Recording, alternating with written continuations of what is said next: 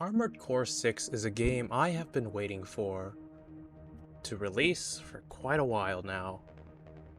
Ever since it was announced, I have been excited for the game, and as soon as it was available to pre-order, I immediately did so.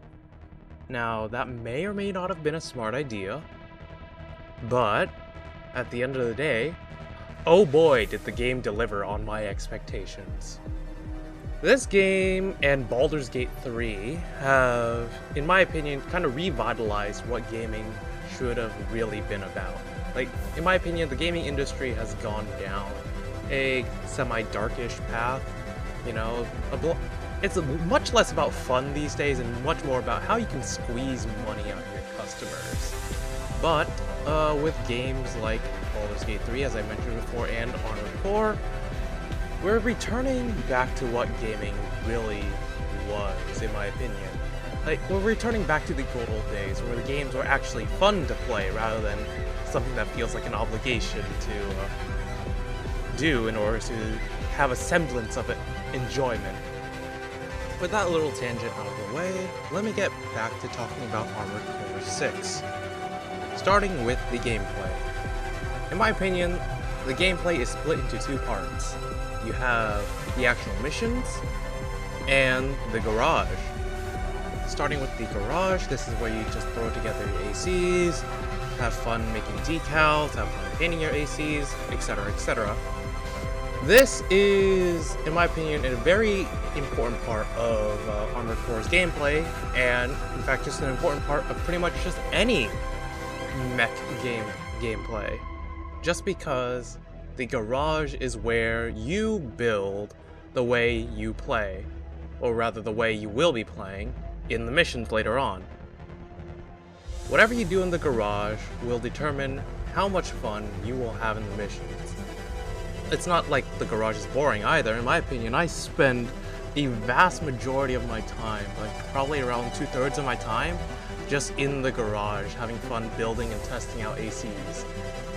But of course, those builds will change in effectiveness depending on how well you can actually pilot that AC. And where better to get experience for that than in the missions themselves, the field.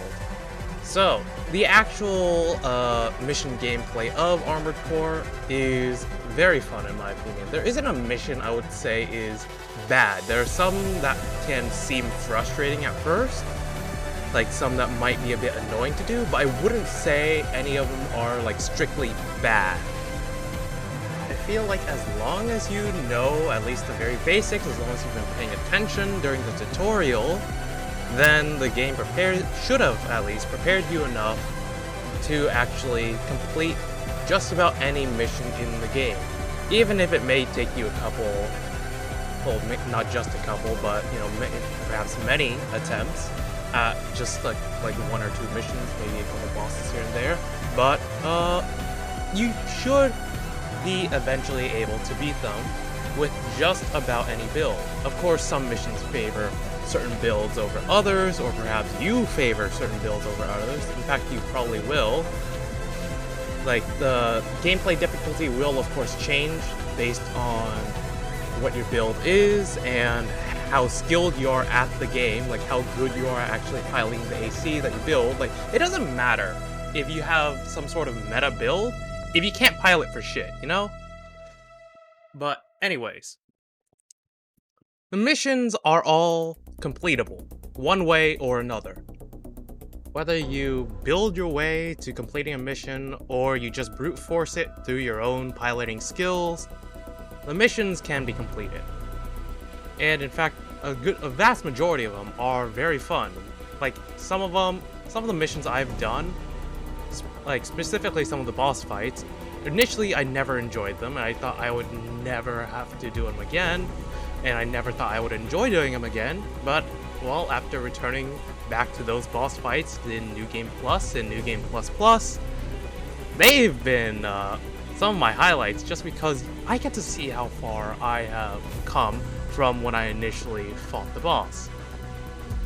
The game is very good at just showing you your own personal development, just like how far you've grown since playing the game perhaps a couple hours ago, or the previous day, or week, or whatever. Mainly because, at the end of the day, everybody gets the same toolkit. Like, it might take you time to unlock new tools for that toolkit, but those tools that you get are the exact same tools that you've had since the beginning, or rather the exact same quality of tools. There's no way to truly over level in this game. Like, you can unlock new things to work with that might give you an edge depending on what your build is, but there is no way to level up your build that you currently have. So if you couldn't tell already, gameplay wise, I am having a blast. But what about some other aspects of the game? You know, perhaps something like the graphics.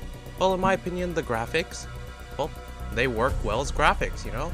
Personally, I am not somebody who cares too much about graphics, but I know there are some people out there who are a bit upstuck about how graphics should and shouldn't be like in, like, say a AAA game. Personally, I feel like they are full of bullshit. Mainly because, well, for me, what makes a game good is the gameplay. Graphics come second. Like, a game can look like shit, and I would still play it as long as the gameplay is good. Like, take a game like Factorio, for example. For me, whenever I play that game, especially with friends specifically, I am absolutely addicted to it, even if it may look like it came out of the 90s. Or, you know, take a look at something like Minecraft. It's been around for over 10 years, and you don't see anybody complaining about the graphics. It's still popular as hell. So, for me, graphics are secondary. Sounds, on the other hand, the sounds are absolutely crisp. In my opinion, they do what they need to do. Like, I don't feel like the sounds are, like, offensive. I don't feel like they're weak or, like, overly intense. Like, I feel like the sound design for the game fits for the game. Like, nothing feels out of place, you know? In my opinion, it is very hard to judge a game by its sound design, because when it comes to sounds, it is much more difficult to notice good audio because it will just naturally blend into the background. The audio you will notice, on the other hand, is terrible audio because it sticks out like a sore thumb. In this game, that is not the case. So, personally, I feel like the sounds are great. So, wrapping things up, if you couldn't tell so far, I absolutely love this game. Like, for me, it is like a 9.7 out of 10. My only gripe that I might have with this game is that there isn't enough customization. Like, there's a lot already in the game, but, well, as many older Armored Core fans have already said before, there's just, I feels like Armored Core 6 just doesn't have as much customization option as there is in older AC games. Well, I would have also liked a dedicated melee option for the right hand, rather than having to punch everything to death by purging weapons or just not equipping anything there. But those little gripes aside, the game is, in my opinion, kind of perfect. Well, of course nothing can really truly be perfect, but this is about as close as I can get. At least with any of the games I have played within the last couple of years. Like, for me, it hit all of the spots that I was hoping that it would hit. Like, it is able to scratch this itch I never knew I had, but I had started to feel recently. Like, it's a game that you pay for once and you get exactly what you expected that you were gonna get, and it feels so good because of that.